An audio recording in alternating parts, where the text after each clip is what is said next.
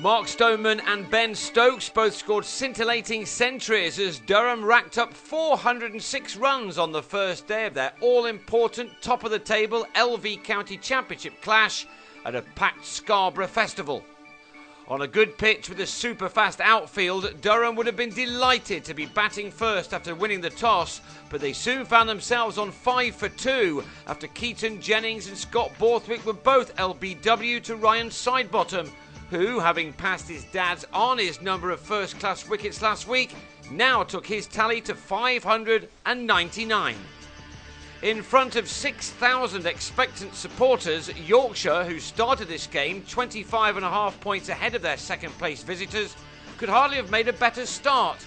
Both teams came into this match on the back of thumping wins last week, and it was the home side who looked to make inroads early on, but they were held up by Stoneman, who was soon playing his shots on a delightful late summer's day by the seaside, an image which took many back to days gone by.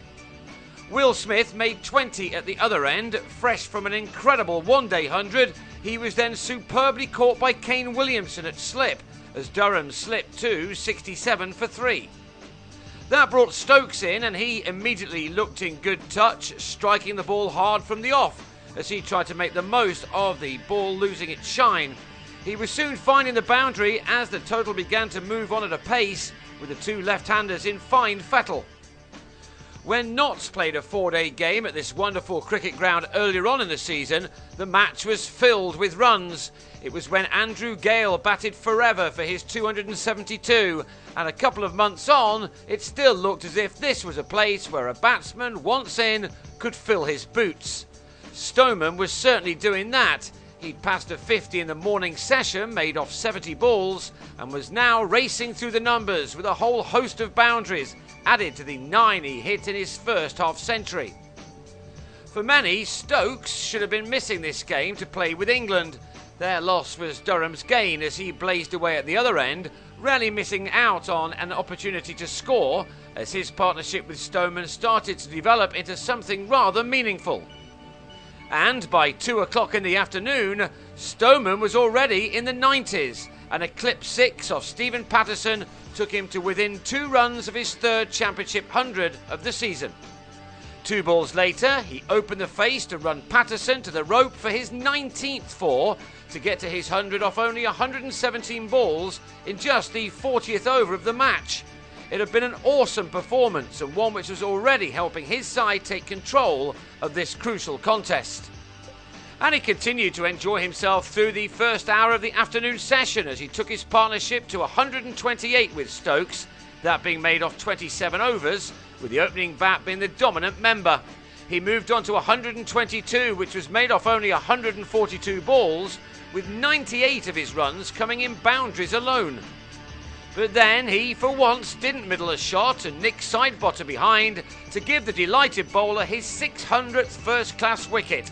Stoneman left with his side on 195 for 4. It was a big breakthrough, but Stokes was still there, and he reached his 50 off 91 balls soon afterwards. He was yet to really hit the lift-off button, but he still made it to the mark with 6 4s, and had helped set up things very nicely with Stoneman. Durham already having a batting bonus point in the bank. Yes, it was clear that this was a very good pitch to bat on, something to delight the Durham top order, who've had times tough at their own ground this season, a ground where scores have been low and results have been plenty. Stokes was by now playing this much vaunted Yorkshire attack with ease. He'd been joined by the county's inspirational captain Paul Collingwood, who tucked into anything short offered by Jack Brooks, who, like most of his teammates, was expensive. Indeed, of the main bowlers, only Patterson went for less than 4 runs per over. And that meant that Stokes could at last get to 3 figures this summer. A glorious straight drive off Brooks took him there off 136 balls, that being his 14th 4. It was a tremendous knock from a player who still surely has a big international future ahead of him. He then added to his scoring by depositing Adil Rashid over the rope for a big 6, as he quickly moved on to 127 after dominating a 5th wicket stand of 120 in 27 overs with Collingwood. Trying to repeat that shot off Rashid cost him his wicket as he top-edged to Johnny Bairstow, His 127 had occupied 160 deliveries, and he left with his side already on 315 for 5, with 21 overs of the day still remaining. Yorkshire must have been praying that the worst of the damage had been done, and with the second new ball soon available, they could end the day just as they'd started it. That was not to be the case, as another big partnership was developed between Collingwood, who got to a 50 off 106 balls with 8 fours, and Phil Mustard. Collingwood was not about to give his wicket away either. The job of rubbing salt into the wounds was then picked up by Mustard, who also found scoring boundaries a fairly easy process.